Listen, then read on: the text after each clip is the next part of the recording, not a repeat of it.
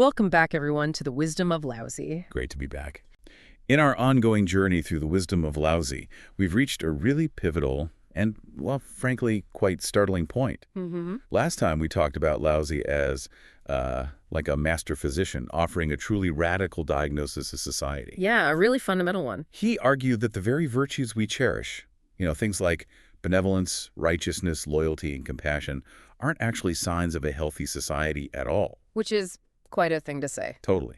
Instead, he saw them as what he provocatively called moral bandages on a world that's fundamentally, out of alignment. Right, bandages covering up a deeper wound. Exactly.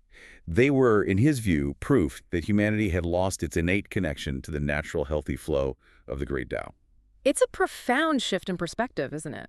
If the qualities we actively strive for, the virtues we painstakingly cultivate to be considered good, are merely symptoms of a deeper societal illness. Then what on earth do you do? Right. What on earth is the actual cure? You can't just keep applying more bandages to a wound that, well, desperately needs to be truly cleaned and healed from within. Yeah, you have to get to the root cause. Precisely.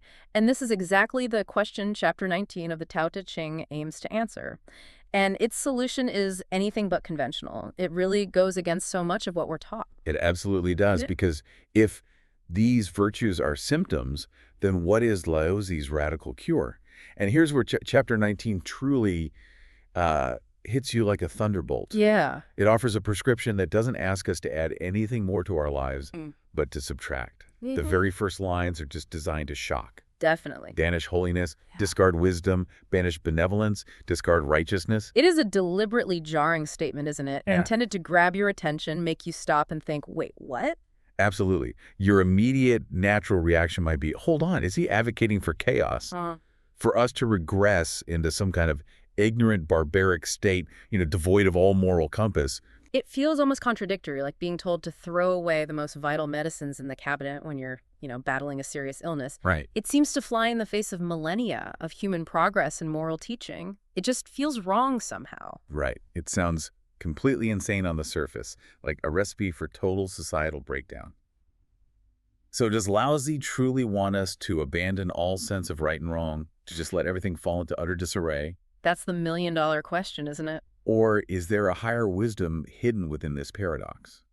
Perhaps something akin to an advance by retreating, a kind of counterintuitive truth that holds a deeper meaning we haven't quite grasped yet. Like sometimes you have to go backward to go forward. Exactly. What is it, really, that Lao Tzu wants us to abandon? And what can we possibly hope to regain by doing something so radical? What's the goal here? Yeah. Our mission today, deep divers, is to unravel this profound mystery by diving deep into this revolutionary prescription itself and uncovering its true, profound intent. It's time to rewild our souls, you could say. Rewild our souls. I like that. So to truly grasp the essence of this radical cure, we probably need to first hear the full, potent text of Chapter 19 of the Tao Te Ching again. Yes, let's really listen closely because these words carry immense weight and, as we said, intentional provocation. Banish holiness, discard wisdom, and the people will benefit 100-fold. 100-fold, wow. Banish benevolence, discard righteousness, and the people will return to filial piety and compassion. So they'll return to it. Interesting. Banish craftiness, discard profit, and thieves and bandits will be no more. These three, as mere adornments, are not enough. Just decoration. Exactly. Therefore, let people have something to which they can belong. Reveal the unadorned, embrace the simple, lessen selfishness, reduce desires. Wow, okay. Even just hearing those words again, banish and discard, they really hit hard, don't they? They sound so destructive, so absolute, like a call to dismantle everything we hold dear. But you're telling us not to be alarmed, that this isn't about promoting barbarism or, chaos. How do we even begin to make sense of something so seemingly counterintuitive? You're absolutely right to feel that initial shock. It's designed to provoke, to shake us out of our usual assumptions. But to truly grasp Lao Tzu's profound intent, maybe we need a powerful modern analogy, one that might help demystify his radical message. Okay, I'm ready. An analogy would definitely help here. All right. Imagine, if you will, a beautiful landscape. But this landscape has been thoroughly intervened with by human hands.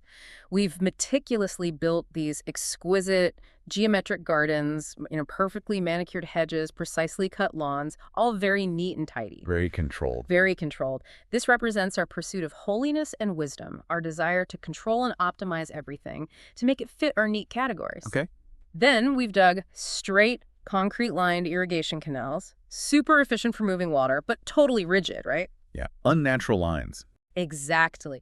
These represent our strict adherence to benevolence and righteousness, our codified moral codes, the inflexible rules we impose. Got it. And finally, we've planted vast fields of efficient, non-native crops specifically designed to maximize yield and profit.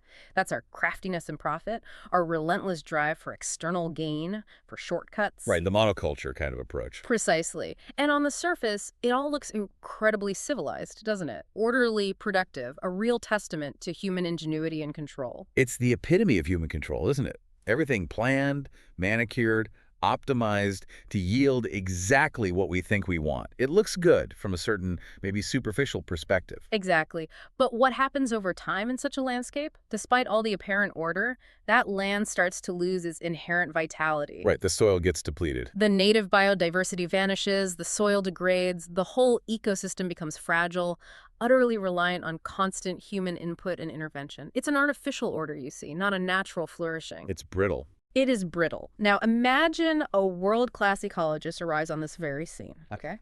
And that ecologist is Lao Tzu. Okay, Lao Tzu the ecologist. I like this. What's his rewilding plan? He isn't going to design more beautiful gardens, is he? Or straighter canals? No, presumably not. He's going to undo things. Exactly. He's going to do precisely what he describes in Chapter 19. He's going to start taking things away. Okay, so let's apply this. If we take banish holiness, discard wisdom, what does that become in our ecological analogy? Tearing down the formal gardens. Precisely. It's a call to cease all that artificial overplanning. It means systematically dismantling those rigid, manicured, unnatural gardens. It's about letting the land itself begin to grow a native, wild forest. Okay.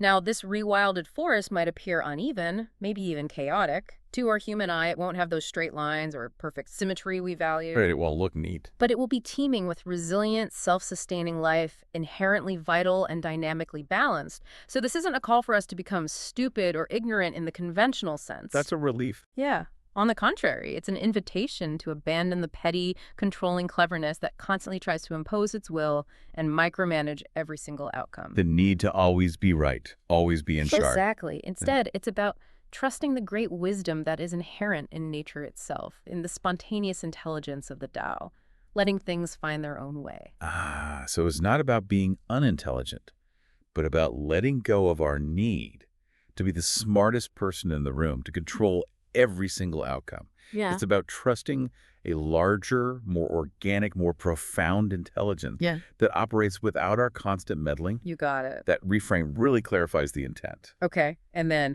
banish benevolence, discard righteousness, smashing the concrete canals. That's exactly it. It's about stopping the rigid external moralizing that we impose on ourselves and others. Yeah. It's like smashing those straight concrete irrigation canals that force water along predetermined paths. Instead, you let the river find its own meandering, seemingly inefficient path.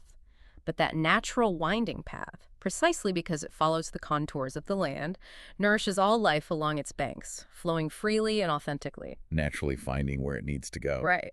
Lao Tzu believed that when the innate bonds of family and community are allowed to flow naturally without being forced or codified by rigid rules or societal expectations, then innate kindness and love, what he calls filial piety and compassion, will return spontaneously. You won't need slogans plastered on the walls telling people to be benevolent or righteous. Or HR initiatives forcing teamwork. Exactly.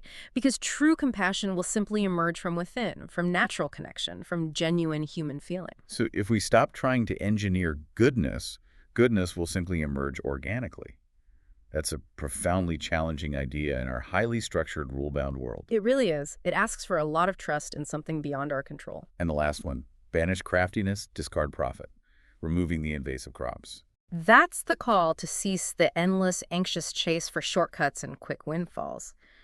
In our analogy, it's about removing those invasive species you've planted solely for short-term gain, species that choke out native life and disrupt the balance. Oh. You then let the local network of interdependent life reestablish its own healthy, long-term balance. Lao Tzu suggests that when society stops worshipping hustle culture, insatiable greed, and the pursuit of superficial gains. Which feels very relevant today. Doesn't it? When we stop that thieving mindset, the one born directly out of that greed and desire for quick artificial profit will naturally fade away, or maybe even disappear entirely.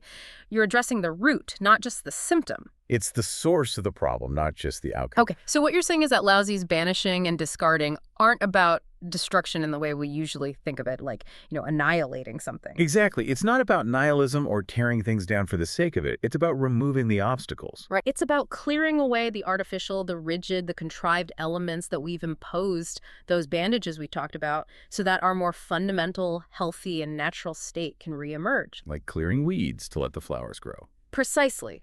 Think of it as carefully peeling back layers that have obscured our true nature, or clearing debris from a spring so its clear water can flow freely again. It's restorative. That's a crucial insight, a truly vital distinction. Restorative, not destructive. But Lao Tzu, ever the master, doesn't stop there, does he? Yeah. He adds that line that almost feels like a warning, a kind of safeguard against potential misinterpretation. These three, as mere adornments, are not enough. Yes. What are you getting at with that? Why isn't simply discarding enough? What's the trap he's warning us against there? He anticipates the trap perfectly. He's so wise. He knows that simply discarding can itself become a new dogma, right? Like anti-virtue becomes the new rigid virtue. Exactly. It becomes a rigid rule in its own right. You can't just use one artificial rule, like discard everything, to oppose another artificial rule. That would be just trading one set of external impositions for another. You'd still be stuck in the same game. You're still playing by external rules. Right. The true solution, he insists, must spring from within. It cannot be another external set of instructions, another philosophy to strictly adhere to. It has to be an organic emergence, something that comes from your core.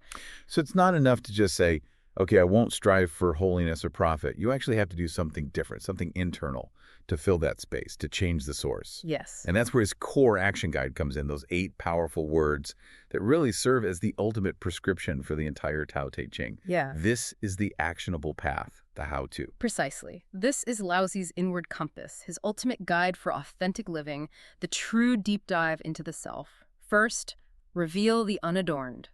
Shansu. This means seeing the world and yourself with a pure, unbiased eye, stripped of all preconceived notions, societal filters, judgments, and expectations. Seeing things as they actually are. Yes.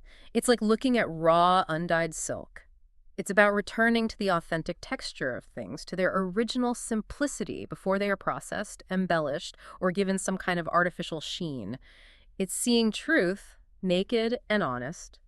Like seeing something for the very first time, without judgment or expectation, without all the layers of conditioning we pick up. That feels like a profound liberation just thinking about it. It truly is a radical honesty. And then the second part, embrace the simple.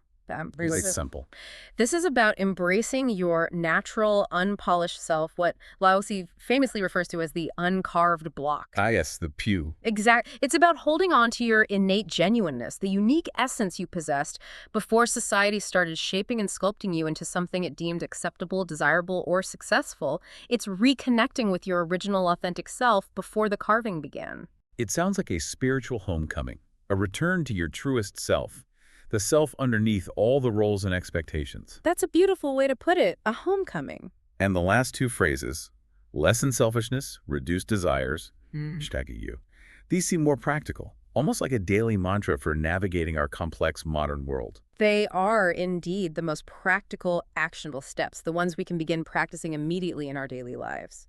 And it's absolutely vital to note that Lao Tzu does not say eliminate selfishness or desire. Right, it's lessen and reduce. Yes, he says lessen and reduce. Gunkli. This isn't a call for a joyless life of rigid asceticism where you have to give up everything and live like a monk in a cave, unless that's genuinely your path. It's not about deprivation. No, it's an invitation to gently, consciously tidy your inner world. Think of it like decluttering a really cluttered room. You gradually clear out the excessive desires, the ones that aren't really yours, the ones that fuel our anxiety, our discontent, and our constant striving for more, more, more. The stuff that just weighs you down. Exactly. It's about letting go of what burdens us, leaving only our most basic, authentic needs, and finding profound contentment in that simplicity, discovering what's truly essential. So it's about discerning what truly nourishes us versus what just creates more noise and burden and craving. This really is Lao Tzu's ultimate prescription, then. It's not a list of prohibitions. It's a profound compass pointing inward, guiding us back to our natural state. He's suggesting that only when we truly begin to return to simplicity and naturally lessen our private, maybe ego-driven desires, cultivating this from the very depths of our being. Yes, from the inside out. Only then will those external imposed concepts like sageliness and wisdom and benevolence and righteousness be naturally banished and discarded. They just become irrelevant. They become irrelevant because true goodness flows effortlessly from within. You don't need the external scaffolding anymore. Right. It's about cultivating a state of being where those artificial structures of virtue become entirely superfluous, because true, natural goodness and harmony flow effortlessly from within without needing to be forced or performed. Exactly. It's the difference between acting good and being good authentically. Okay. We've used this ecological rewilding analogy, and it certainly helped us grasp the basic logic of Lao Tzu's prescription. But I'm sure, like me, you listening, still have deeper questions bubbling up. Oh, I'm sure. Like, why such aggressive language? Banish, discard. It's still pretty intense. Yeah. Is there a grander ideological war hidden beneath the surface of this text that we're only just beginning to uncover? The historical context is crucial. And have other thinkers elsewhere in the world proposed similar ideas about rejecting societal norms? And how did their solutions compare to Lao Tzu's unique approach? Yeah, how does he fit into the bigger picture? And maybe most importantly, what do those beautiful words, reveal the unadorned, embrace the simple, truly mean for us today in our busy, achievement-oriented, often overwhelming modern lives? How do we actually live this? Exactly. Let's now enter our core wisdom deep dive to explore these questions from multiple dimensions. This chapter is like a prism, isn't it? It really is. All right, friends, we've understood the provocative surface of Chapter 19, and we've peeled back that first layer to see Lao Tzu's restorative intent. But the real deep dive begins now, when we consider the historical currents that shape these words, how they echo across centuries and cultures, and what they mean for us right now. Yeah, looking deeper. This chapter, as we said, is like a prism. It refracts countless complex and profound rays of light. It's not just an intense expression of Lao Tzu's personal philosophy, but it's also, potentially, the focal point of a millennial ideological debate. A really long-running one. A unique echo in the history of world philosophy. And perhaps most importantly for us, a spiritual guide of profound practical relevance for our time. Absolutely. And for that, we need to start with something quite surprising, an intellectual cold case. Indeed. We have to start with an intellectual cold case, one that was actually cracked, you could say, by a truly remarkable modern archaeological discovery. Oh, intriguing. Tell us more. Well, the version of Chapter 19 we just read, the one that's been widely circulated for centuries and translated countless times, is actually radically different from the oldest known version of this text. Really? Older than the standard Mawangdui texts? Even older. This version was found incredibly inscribed on fragile bamboo slips in a tomb discovered in Guodian, China, dating back to around 300 BCE. Wow, bamboo slips, that's ancient. It is. And this find radically shifted how we understand Lao Tzu's core message, or at least the early transmission of it. So what did these ancient Guodian bamboo slips reveal? What were the original words that got changed? This is fascinating. In that ancient text, the phrases we now see as banish holiness, discard wisdom, and banish benevolence, discard righteousness, likely read something closer to banish cleverness, discard sophistry, and banish hypocrisy, discard deceit. Whoa. Cleverness, sophistry, hypocrisy, deceit. That's different. It's a huge difference, isn't it? Yeah. It's a more general critique of universal human failings, not a direct attack on specific virtues, especially virtues championed by another school of thought. Exactly. This archaeological discovery isn't just a historical footnote. It radically shifts how we understand Lao Tzu's core message, or at least its early intent.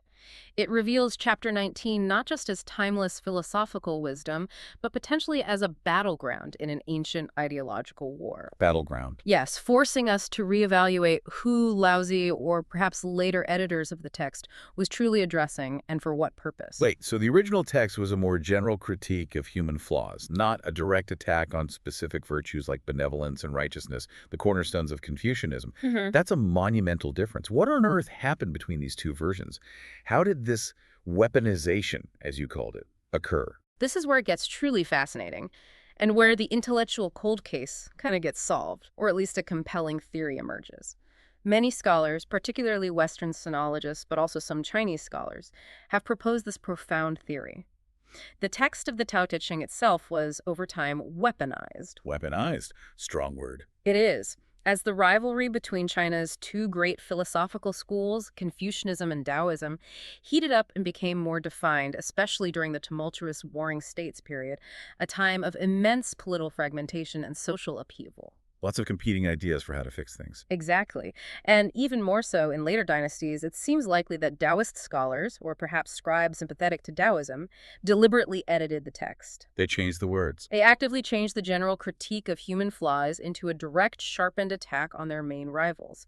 They specifically replaced words like hypocrisy and deceit with benevolence and righteousness, the very core virtues championed by Confucianism. So it became part of an ongoing philosophical family feud, so to speak, a deliberate polemic in an intellectual struggle for influence and maybe even political favor. That's the prevailing theory, yes, a way to draw a clearer line in the sand. Wow. Okay, so if we think about these two schools, Confucianism and Taoism, Mm-hmm. what were their fundamental differences in approach to a sick society? It sounds like they both wanted a healthy society, a harmonious world, but had completely different ideas on how to get there. They did, and it's really illuminating to view them through the lens of traditional Chinese medicine, as some scholars like Professor Liu Xiaogan have insightfully suggested. Imagine society as a patient. Yeah. Confucianism essentially offered a restorative cure. It sought to build society back up, to nourish it, to add structure and moral fiber where it was lacking. Like adding nutrients. Exactly. This involved rigorous moral education, the establishment of elaborate rituals, to guide human interaction and create social harmony, and a strong ethical framework centered around virtues like benevolence, ren, righteousness, propriety, and loyalty, zhong. It was an approach of actively adding structure, building systems, and instilling virtue through education and example. So, like giving the patient vitamins, a healthy diet, maybe some physical therapy to rebuild strength, constructing a robust internal system for a well-ordered society. Makes sense. Precisely.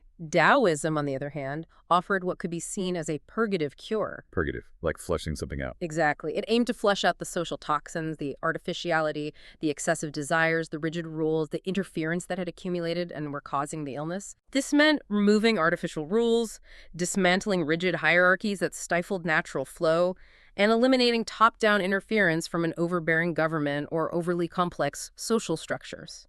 Its goal was to allow society's natural immunity, the inherent, self-organizing, self-healing force of the Tao, to function properly again. Let the body heal itself. Right. It was an approach of subtraction, of clearing away what obstructs the natural flow, trusting that the essential goodness and harmony would reemerge once the artificial burdens were lifted. So one is adding and building, the other is subtracting and clearing. They really do seem like polar opposites, truly clashing ideologies, yet you suggest their ultimate goal was the same. A healthy, harmonious society. How did the ancient Chinese, in their practical wisdom, reconcile these seemingly contradictory approaches? Did they just pick a side, or was there a way to integrate them? This is where their profound wisdom truly shines, I think, and where they offer a sophisticated toolkit for living that maybe we've lost sight of. The ancient Chinese, particularly the educated elite, developed a brilliant framework that allowed for both to coexist and complement each other, recognizing that different contexts call for different approaches. Not an either situation. No, more of a both hand. This framework is often summarized in the phrase, use Confucianism to manage the world. Use Taoism to cultivate the self. Okay, break that down. Confucianism for the world, Taoism for the self. Essentially, yes. Yeah. It meant that in public life, particularly for officials, scholars, and those engaged in governance or societal affairs, you would embody the disciplined, ethical, and actively engaged principles of Confucianism. You would participate in society, fulfill your roles responsibly, contribute to order, build institutions. Do your duty, basically. Exactly. But in your private life, in your inner world, you would turn inward, embracing the carefree, simple, and natural wisdom of Taoism. You'd seek peace, spiritual freedom, inner alignment with the Tao, perhaps through meditation, appreciating nature, poetry, art. So a public face and a private retreat. That sounds almost like a split personality to a Western ear, where we often value consistency above all else, wanting our public and private selves to be identical. It can seem that way, but I think it was understood differently. It wasn't hypocrisy, but rather a sophisticated, adaptable toolkit for living a full, integrated life. It was about balancing engagement with reflection, action with stillness, responsibility with freedom. Like knowing when to push and when to yield. Precisely. Think of it in terms of yin and yang.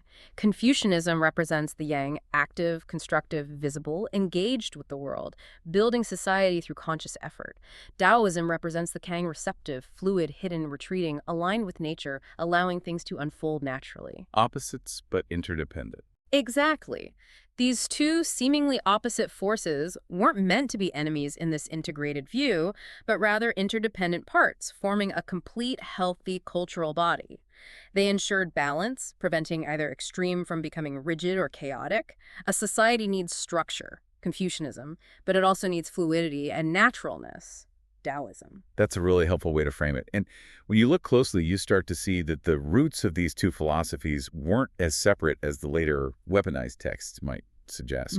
There were hidden connections, shared roots, almost like philosophical cousins who maybe had a falling out later on. Absolutely. It's not black and white. Confucius himself, for example, the great champion of benevolence and righteousness, had leanings that resonate strongly with Taoist ideas, didn't he? Absolutely. The very concept of ren, often translated as benevolence or humaneness, which is central to Confucianism, ultimately requires an inner spontaneity, a genuine feeling from the heart, not just external force or rote adherence to rule. It has to be authentic. It has to be authentic.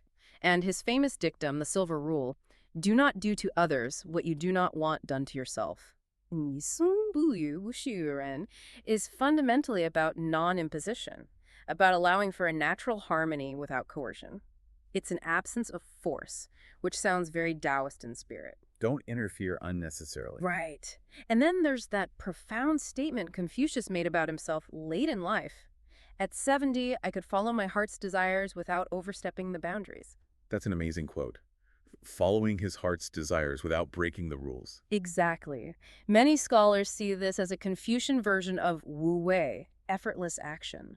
After a lifetime of rigorous self-cultivation, study, and ritual practice, his moral compass became so deeply internalized that every action, every desire, naturally aligned with the way, with propriety, without conscious effort or struggle.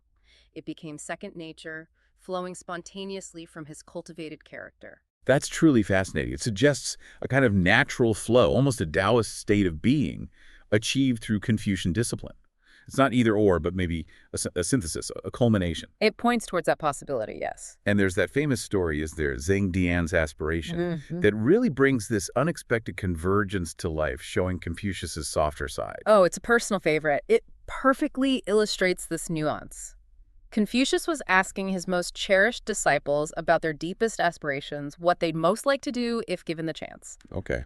Most of them spoke of grand ambitions, governing states effectively, leading armies to victory, performing important diplomatic missions, very Confucian, world-engaging goals. Saving the world, basically. Pretty much. But one disciple, Zheng Dian, offered a strikingly different vision.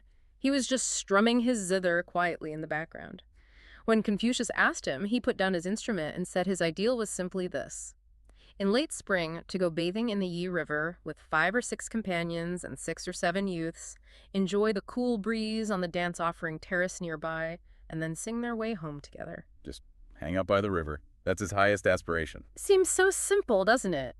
A seemingly carefree, almost hedonistic, very Taoist-sounding ideal of just natural living and simple joy, being in harmony with nature and friends. So what did Confucius say? Did he scold him for not being ambitious enough? Not at all. After listening to all the grand political ambitions of the other disciples, Confucius let out a deep sigh, almost wistfully, and said with a rare, approving smile, "I am with Zheng Dian." Didn't I? I'm with him. Wow. This is the great Confucian sage, the one often associated with order, discipline, ritual, and governance, saying he agrees with the guy who just wants to go for a swim and a stroll and enjoy the spring breeze. That's quite a revelation. It is. It completely humanizes Confucius and reveals his inner appreciation for transcendence, for simple being. It shows he wasn't just about rigid rules. Exactly. It reveals a profound secret in Confucius's heart, that even he, the paragon of social engagement and moral order, deeply appreciated and perhaps even longed for a state of natural integration, a connection to the rhythms of life beyond the strictures of propriety and duty. He saw the value in just being. That's beautiful. And conversely, did Lao Tzu's philosophy contain elements that Confucians could and maybe did admire? Was there any common ground the other way? Yes, definitely. Lao Tzu speaks quite profoundly about the highest realm of leadership, the ultimate wu-wei approach to governance, which Confucians, who were deeply concerned with good governance, could certainly appreciate. Remember chapter 17? When their task is accomplished and affairs are completed, the people say, "We are just as we are." Right. The best leader is one whose presence is barely felt. Exactly. The people don't even realize they've been led. Things just naturally fall into place because the leader has aligned with the Tao and created the conditions for harmony without force. This is a very high ideal of effective natural governance. And Confucius himself, interestingly, never asked for gratitude or recognition for his leadership efforts either. He focused on doing what was right. And Confucius himself praised wu-wei governance, didn't he? He cited the sage king Shun as an example. He did. He said, "Was it not Shun who governed by means of wu-wei? What did he actually do? He merely made himself respectful and sat facing south, the traditional posture of a ruler."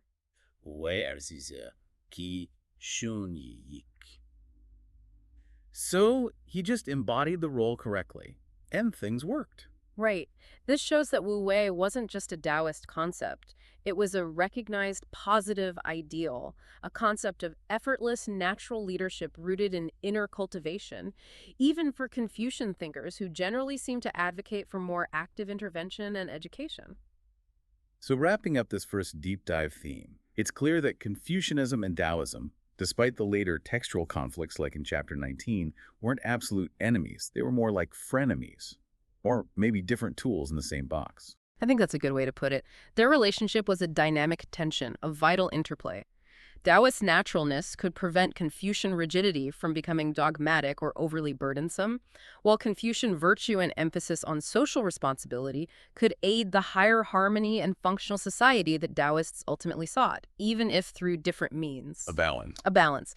It was just that the text itself, in their millennium-long brotherly dispute over the best path, seems to have become a weapon on the battlefield, reflecting the intellectual skirmishes and political realities of their time. That's a powerful way to understand it. The text, as a historical artifact, reflecting a real debate, it makes these ancient arguments feel very alive and relevant.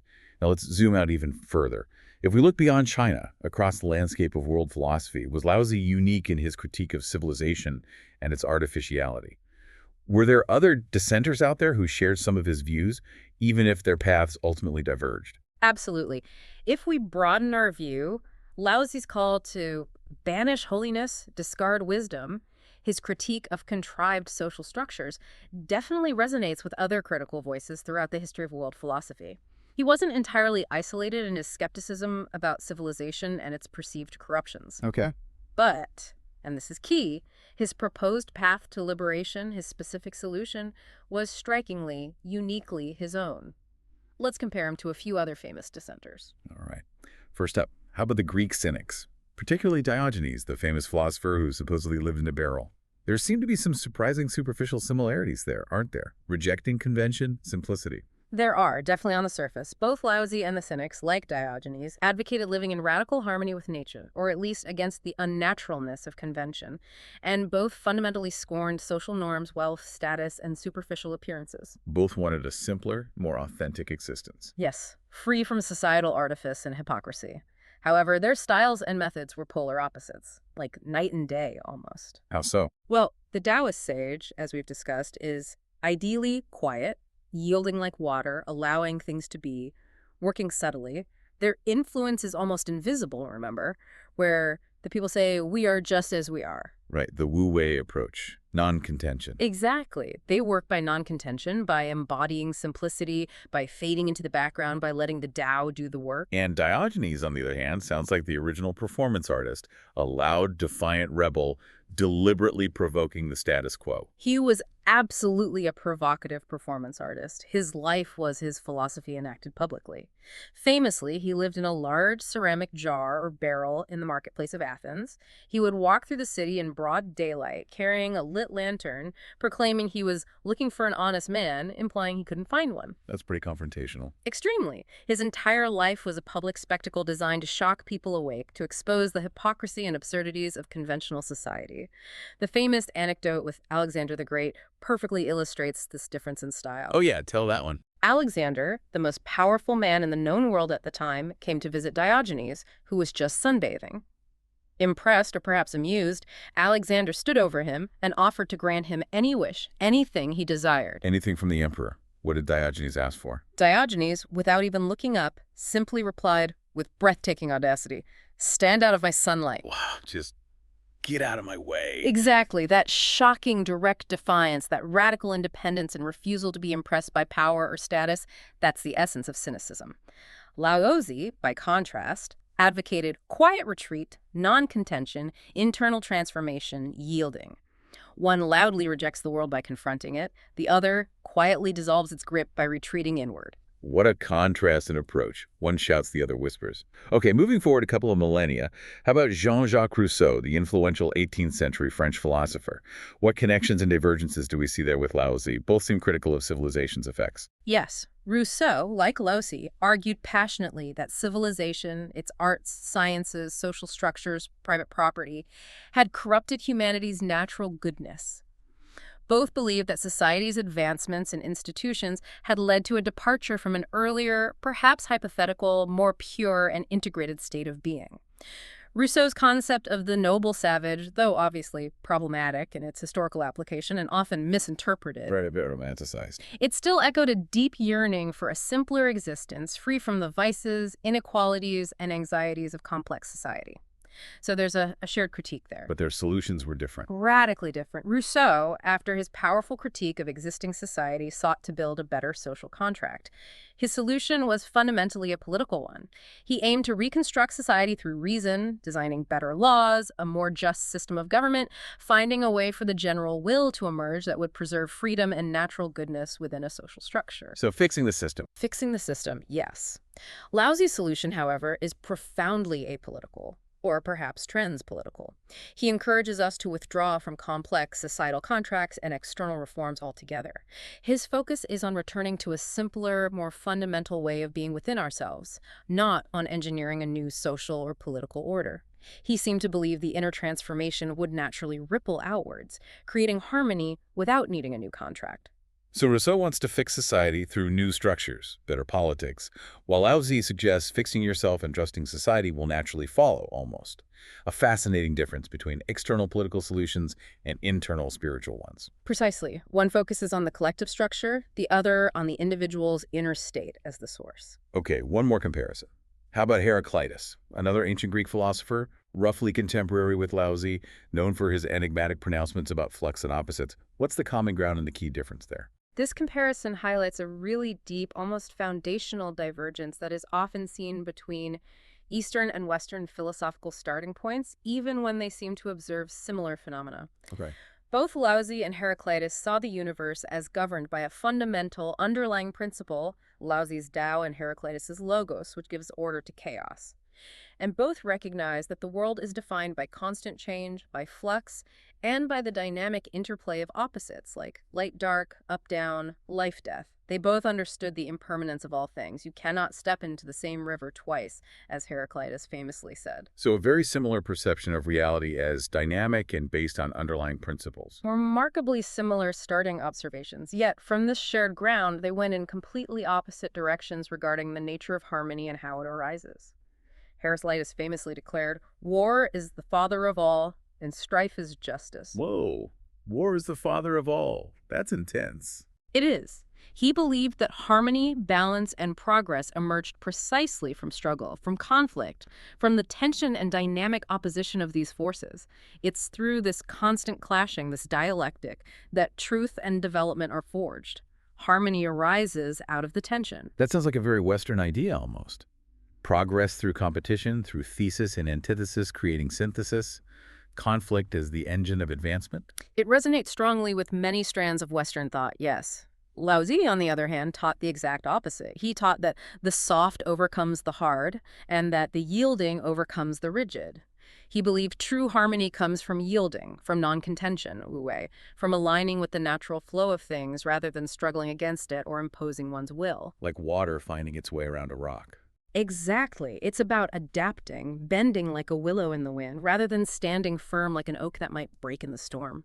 This fundamental difference, one seeking harmony through struggle, the other seeking harmony through yielding and effortless alignment, profoundly reveals the unique essence of Lao Tzu's wisdom and perhaps a key distinction in Eastern thought. So, among all these great dissenters from around the world who question civilization, Lao Tzu alone really pointed us down this specific path of inner retreat, and advance by retreating, as you said earlier. A path back to the simple, unadorned source of life within ourselves, where true strength is found not in conquest or control or even better contracts, but in congruence with the natural way. that's a beautiful distillation that really highlights Lao Tzu's profound uniqueness in the tapestry of world thought. And it brings us right back to today, to our own lives. Yeah. Because our era, the 21st century, feels so defined by, well, the opposite of Lao Tzu's advice, doesn't it? It really does. Hyperconsumerism, constant information overload, pervasive burnout from endless social and professional competition, the pressure to always be on. We are perpetually doing addition, aren't we? Constantly. Chasing more money, more status, a more perfectly curated online persona, more experiences to post about, more followers, more efficiencies. It's a relentless drive to accumulate and appear more. Indeed.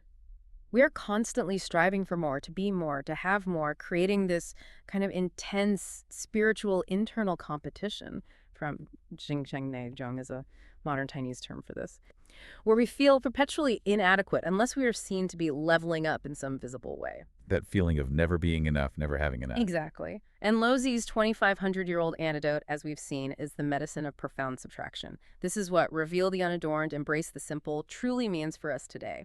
It's a practical guide to what we might call spiritual minimalism. Spiritual minimalism, I love that term. It captures it perfectly. So it's about distinguishing between our authentic needs, what really nourishes our soul, and what you called pseudo needs. How do we even start doing that? Especially when everything around us, all the advertising, all the social media, is designed to make us want more. It's a constant battle, isn't it? It requires developing a strong inner discernment, a kind of quiet listening to yourself to identify those desires that aren't truly ours. The ones manufactured by society through relentless advertising telling you you're lacking something, the curated highlight reels on social media making you feel inadequate, the constant peer pressure to keep up with the Joneses, or maybe just driven by our own unchecked ego and insecurity. The shoulds versus the true wants or needs. Precisely. And the operating principle, the very core action Lao Tzu gives us, is lessen selfishness, reduce desires. And again, the wisdom is in the words lessen and reduce, not eliminate. Right, not total denial. No. Lao Tzu isn't asking for a joyless, austere, or ascetic life where you give up all pleasures and retreat from the world entirely, unless that is genuinely your calling. He's asking us to gently, consciously tidy our inner world. Tidy it, like tidying a room. Exactly like tidying a room. Think of it like being a truly good editor of your own life, removing the unnecessary words, the clutter, the distractions, the desires that just create noise and anxiety. You gradually clear things out, leaving only what is essential, meaningful, and truly nourishing to your soul. It's about consciously choosing enough. Finding contentment in enough. That feels revolutionary today. It is. It's such a powerful counter-narrative to our era's pervasive growth cult. We're constantly told to grow, expand, acquire, achieve more, post more, be more. Lao Tzu seems to be saying maybe true wealth isn't in what you have, but in what you're truly okay with not having. Precisely put. And true strength, he suggests, isn't found in conquering external things, more possessions, higher status, more control. It's found in settling your own unadorned heart, finding peace within yourself. Being okay with yourself just as you are. Yes. This perspective offers a profound sense of liberation in a world that constantly demands more from us, and that constantly broadcasts images of perfect, unattainable lives. It tells us that peace comes not from having everything, but from being content with what is truly essential, from discerning real value from superficial accumulation. It's a path to inner freedom in a world of constant external pressure and comparison. That deep dive into the historical context, the philosophical comparisons, and the modern relevance was certainly mind-bending, But it's really helped to see the profound background and enduring power behind Lao Tzu's radical prescription. Now let's bring this powerful, seemingly aggressive subtraction wisdom even more into our daily lives. Does it have tangible shadows in reality? Can we see this play out? Oh, absolutely. The principles are timeless. So let's move from the theoretical to the tangible and explore two illuminating stories, one ancient, one modern, that show what happens when we forget or remember this wisdom. Great idea. Stories make it real. Let's start with an ancient tale, one that beautifully illustrates how virtues, when they become externalized, when they become tools rather than inner states, can lose their soul and even serve nefarious purposes.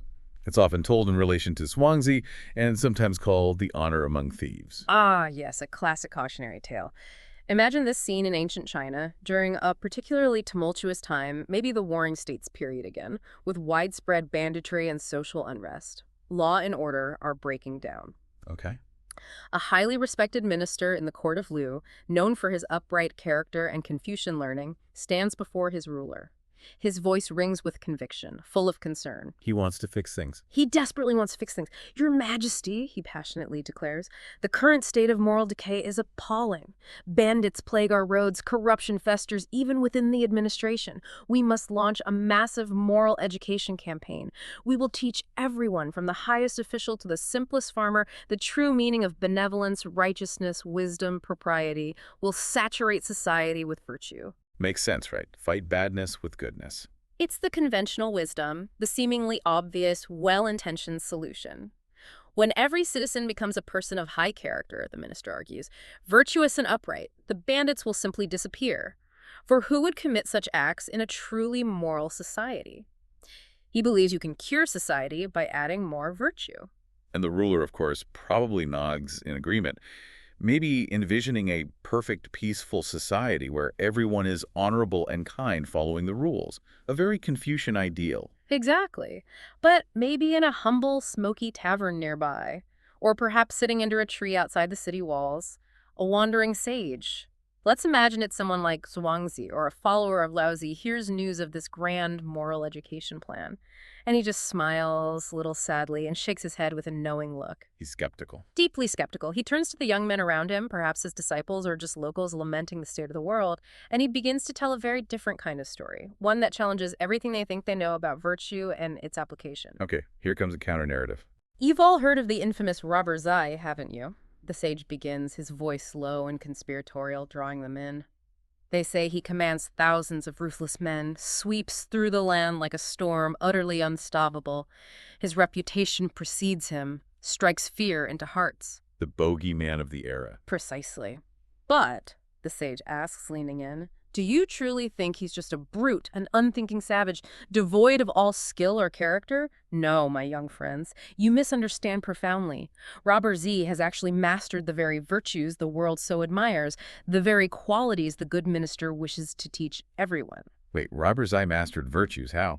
He has simply applied them to his nefarious craft, a sage explains, making him the most effective, the most dangerous, the most successful thief in the land. He then goes on to paint this vivid, almost chilling picture of these virtues in action, a perverse mirror of the conventional understanding of good. Okay, give us the examples. This is wild. Before a heist, the sage recounts, maybe lowering his voice further, Xi has scouts who can stand outside a fortified mansion in the dead of night, and just by listening to the faint sounds within, the subtle flicker of distant lights through the windows, maybe even the rhythmic frequency of a servant pouring water, they can precisely determine where the treasure is hidden, how many guards there are, and the exact layout of the house. Incredible perception. Xi praises them, the sage says, telling them, to know the location of wealth without seeing it, to perceive the unseen patterns, this is holiness. Holiness. For casing a joint. Already the redefinition feels profoundly unsettling, turning virtue completely on its head. Doesn't it?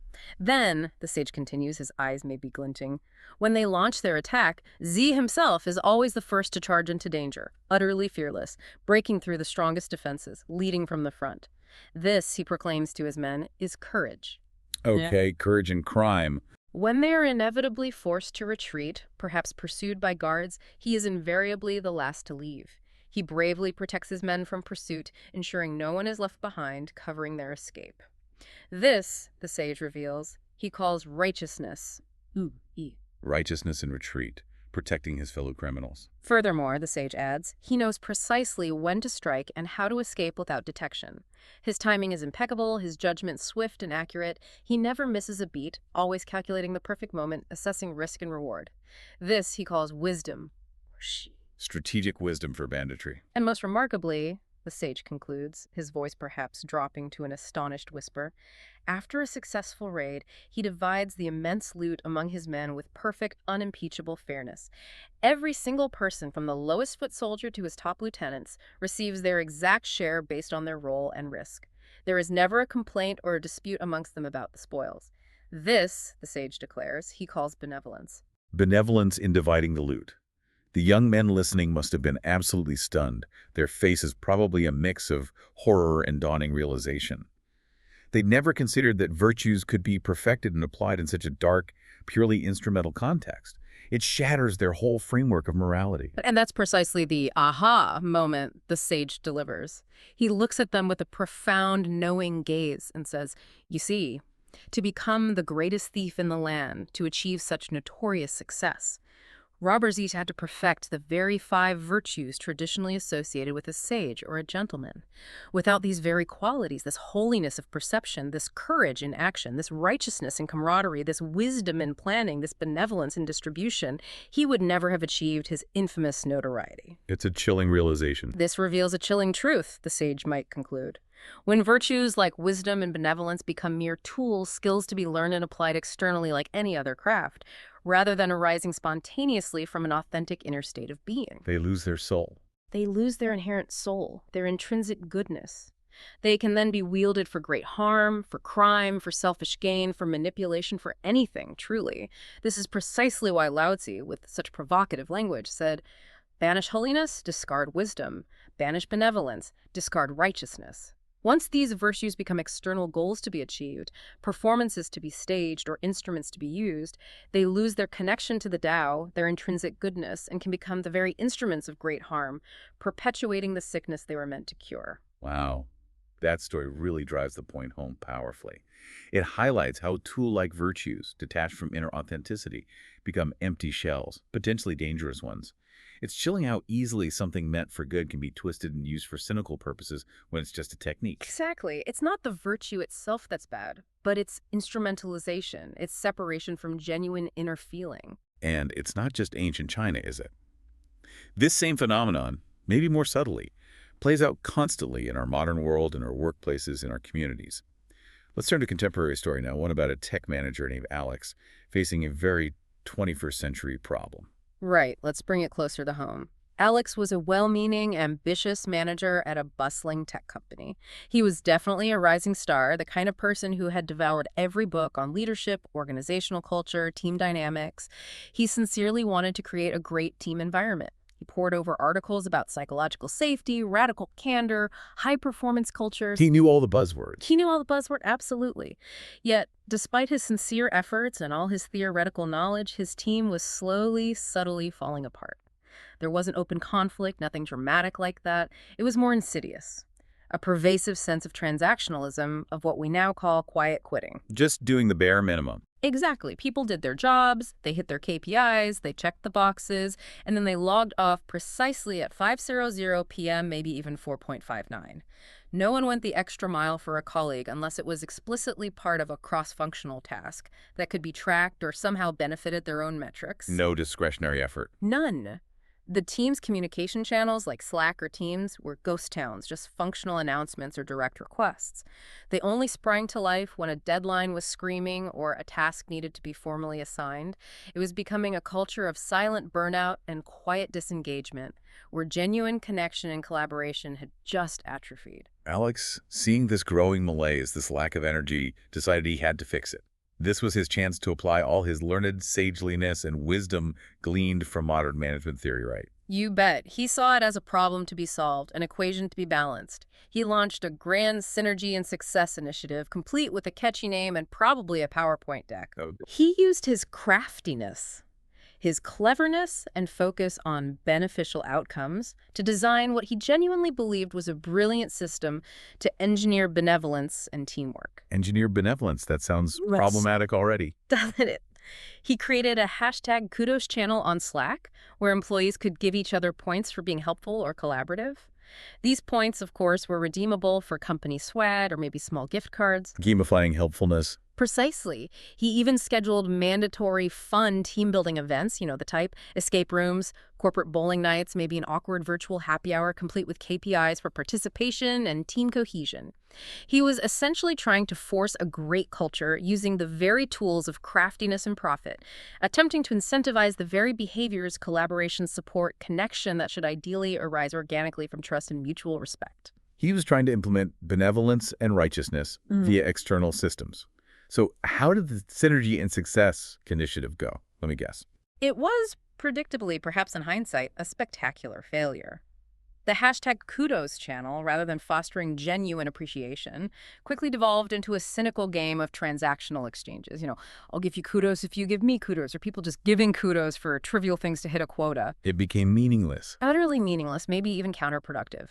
The person crowned the top team player based on points was often just the one best at gaming the system, which bred resentment and cynicism among those doing real, quiet, collaborative work, rather than fostering genuine teamwork. And the mandatory fun. The forced fun events felt like another chore, another mandatory meeting, draining their already limited time and energy.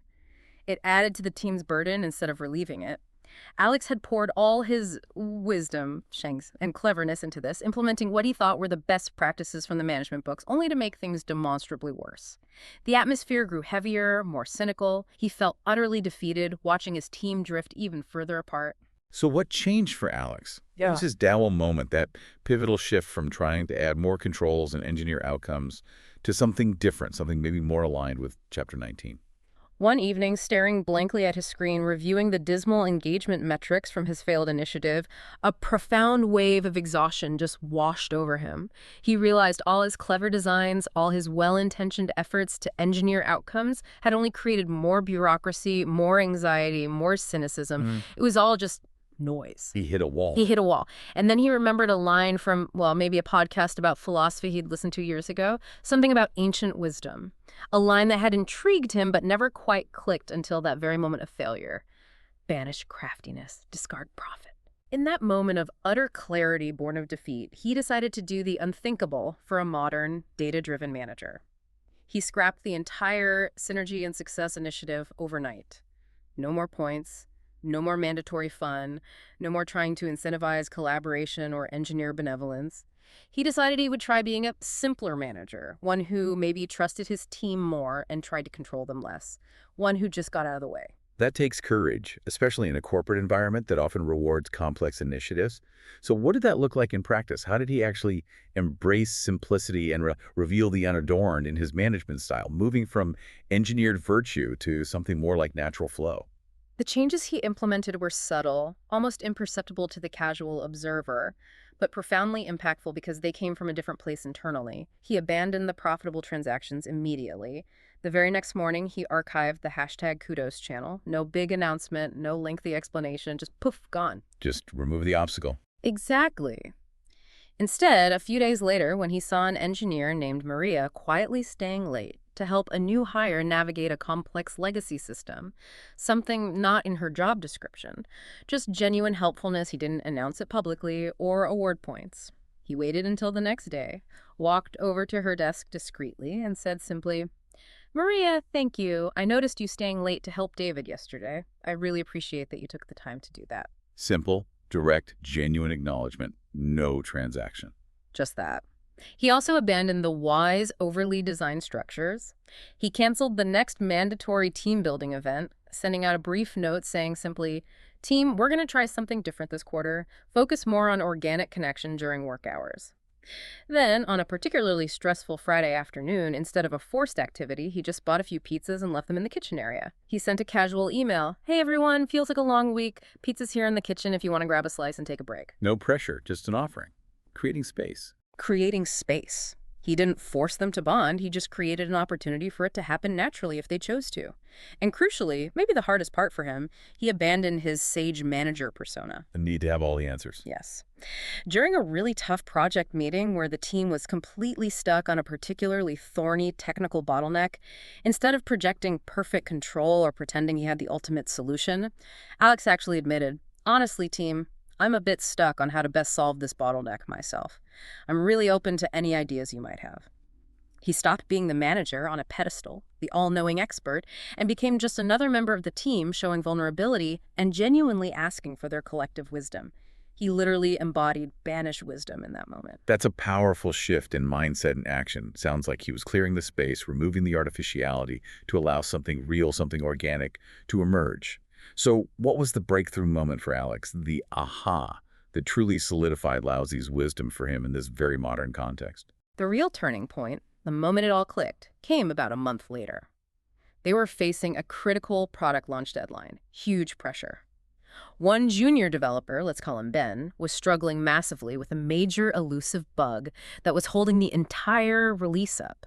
The tension in the virtual room was palpable. Everyone watching, probably. Exactly. Alex felt that familiar urge rise up the impulse to jump in, take over, apply his senior engineering wisdom, maybe dictate the solution. But he hesitated, remembering his commitment to simplicity, to trusting the team. And as he hesitated, he saw something truly remarkable unfold on his screen. What happened? Two other senior developers, Sarah and Tom people, who, under the old system, usually kept to their own tasks and rarely got involved in other people's problems unless formally assigned or there was kudos to be gained, spontaneously pulled their virtual chairs over to Ben's metaphorical desk. Sarah simply said in the chat, "Hey, Ben, mind if we take a look together?" Wow. No assignment, no points. Nothing. For the next hour, the three of them worked together, intensely but quietly, sharing screens, debugging code, sketching ideas on a virtual whiteboard, speaking in those hushed, focused tones engineers use when they're deep in a problem. There was absolutely no talk of kudos or credit, no managers overseeing or directing, no forced collaboration checklist being ticked. There was just the quiet, focused, almost electric energy of a true team, intrinsically motivated to solve a problem together. That's it. That's the natural flow emerging. That's the Tao playing out in the tech team. A profound and beautiful manifestation of natural harmony and support. Exactly. Alex just watched from his metaphorical office, utterly humbled, and a profound, almost spiritual understanding washed over him. He saw it crystal clear. When he had tried to force collaboration and engineer benevolence with systems based on profit, points, rewards, and his own clever wisdom complex initiatives, he had only created cynical transactional actors. He had inadvertently extinguished the very spirit he wanted to ignite. He'd created Robert Z's gang in a way, using virtues as tools. In a corporate microcosm, yes. But when he had banished the artificial rules, when he simply modeled trust, offered genuine unmeasured support, showed vulnerability, and crucially just created space for natural connection, a real team began to grow and self-organize all on its own. True compassion, helping Ben without being asked, genuine collaboration, working intensely together, and selfless problem-solving returned to the group not because they were told to or incentivized, but because the artificial obstacles had been removed and the space had been cleared for it to emerge naturally from their shared purpose and inherent decency. He finally understood it. He finally understood that ancient insight, not just intellectually from a podcast, but deep in his bones, in his lived experience. Banish benevolence, discard righteousness, and the people will return to filial piety and compassion. Or in his case, return to teamwork and mutual support. It was a complete turnaround, sparked entirely by courageous subtraction. Wow. These two stories, the ancient Robert Z and the modern Alex, really drive home the core wisdom behind Lao Tzu's radical banishing. Whether it's epic tales of thieves in ancient China or subtle struggles in a modern tech company, the same fundamental truth seems to hold. Virtue, when it becomes a mere tool, a performance, an external system to be gamed, or a clever strategy, it loses its soul. It becomes hollow. And it often creates the very problems it's meant to solve, breeding cynicism instead of connection. So for us listening right now in our own lives, how can we avoid this trap of cleverness? How can we begin to practically embody that call to reveal the unadorned, embrace the simple? This brings us perfectly to your practice for the week, Deep Diver. It's a simple exercise in awareness and choice, but incredibly powerful because it targets that deep-seated, almost universal human impulse to perform, to impress. Okay, let's hear it. We're calling this practice Putting down the cleverness ruler. I like that name. Me too. The principle here is rooted directly in Lao Tzu's call to banish wisdom. And remember, he's not asking us to become foolish or ignorant. He's asking us to let go of our deep-seated need to appear clever, to always have the perfect, most insightful answer ready. The pressure to be brilliant. Exactly. In our daily conversations, whether it's at work in a meeting, brainstorming with colleagues, talking with our partners, or even just chatting with friends, we often unconsciously pull out this mental cleverness ruler. We measure our words, we carefully package our thoughts, we strategize, all aiming to deliver the most brilliant insight, the wittiest remark, the most profound analysis, basically to impress others and be seen as smart or valuable. To win the conversation, almost. Sometimes, yeah. And this very pressure to impress, to be validated by our perceived wisdom, often creates anxiety within us and, ironically, distance in the conversation. It shuts down real connection. So this practice, in essence, is banish craftiness, discard profit applied to our communication. It's about consciously setting that ruler down, releasing the need to perform or gain approval to allow for a more authentic, unadorned connection.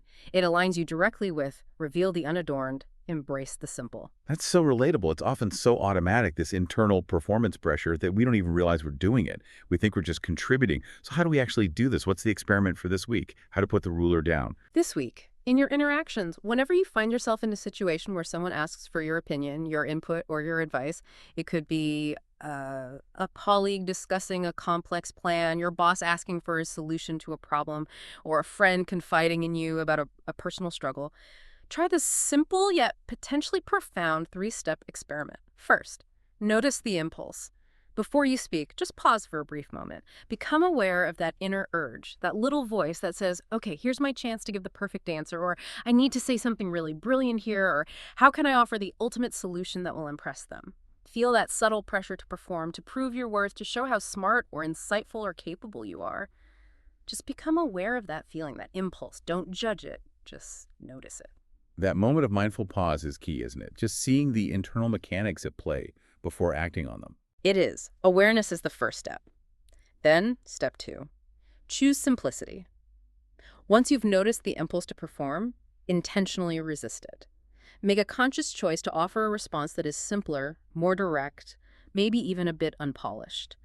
Don't censor yourself for being too simple or not sounding smart enough. Actively embrace the unadorned response.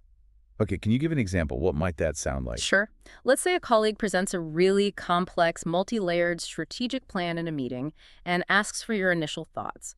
Instead of launching into a full SWOT analysis or trying to offer an elaborate strategic counterproposal to show your brilliance, the cleverness ruler approach, you might try saying something simpler, more direct. Like, honestly, my first feeling is that it's a bit tangled, it feels complex. Can we maybe clarify what's the one core problem we're really trying to solve here? Just cutting through the complexity with a simple, honest question. Exactly. Or, another example, maybe a friend is confiding in you about a deeply personal struggle, and you feel that immediate urge to jump in with advice, to fix it for them, to tell them what they should do. Again, the cleverness ruler wanting to provide the solution. Instead, try choosing simplicity and presence.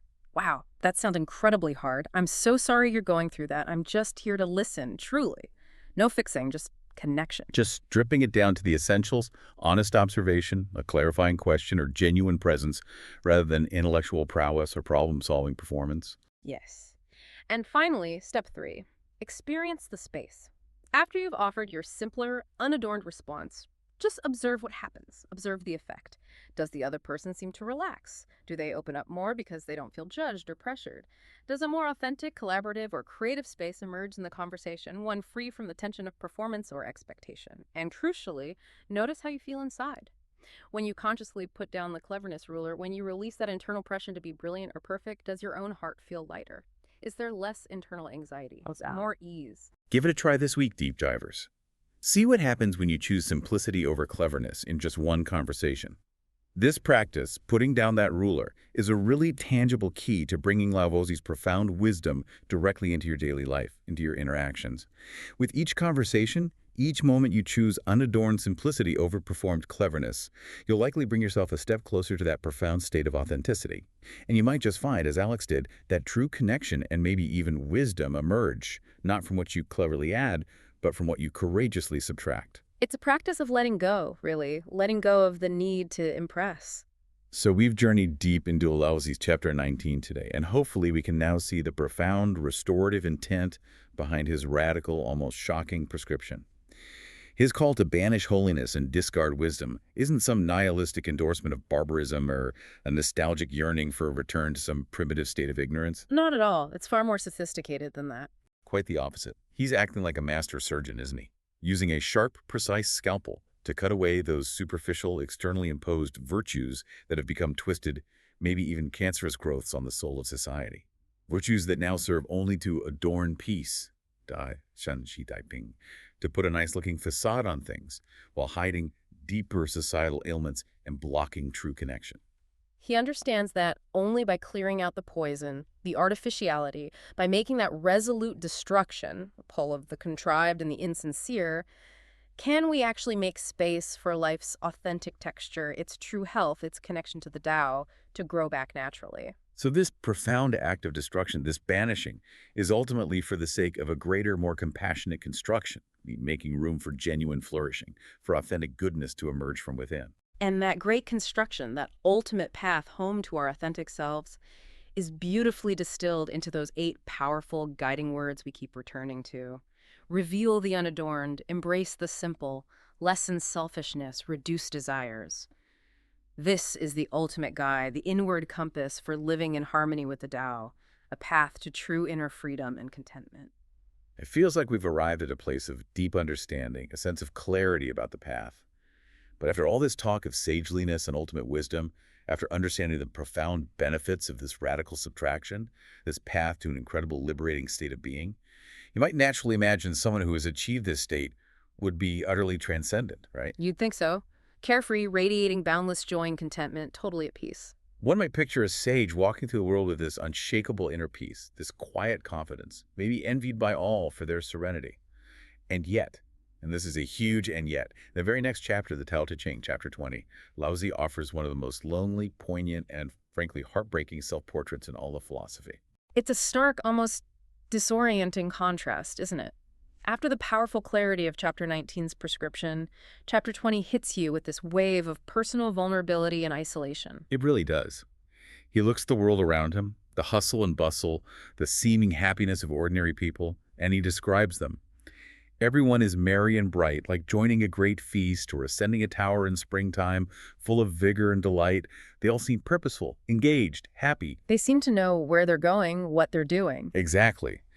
But then he turns his gaze inward, offering this raw, vulnerable confession, describing himself with a profound sense of isolation, of being completely out of step.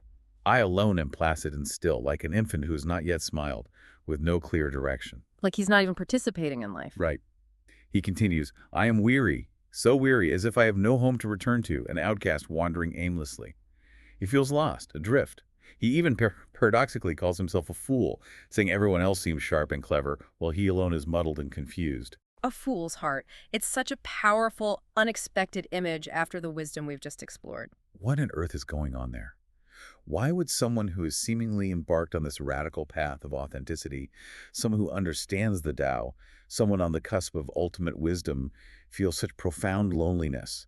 Such a sense of being a fool and outcast, abandoned by the very world they seek to gently guide. It's the ultimate riddle, isn't it? Is the true price of attaining the Tao, of truly living this unadorned, simple life, to become a solitary figure, completely isolated from the very society you wish to heal?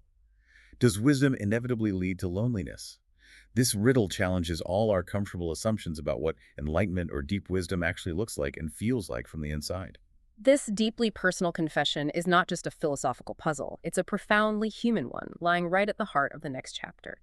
It forces us to question our romanticized notions about what true wisdom entails, and the unexpected, perhaps difficult journey it might lead us on. It's not always sunshine and bliss. Indeed. So join us next time, Deep Divers, as we step into what might be the most personal and some would say the most heartbreaking chapter of the entire Tao Te Ching.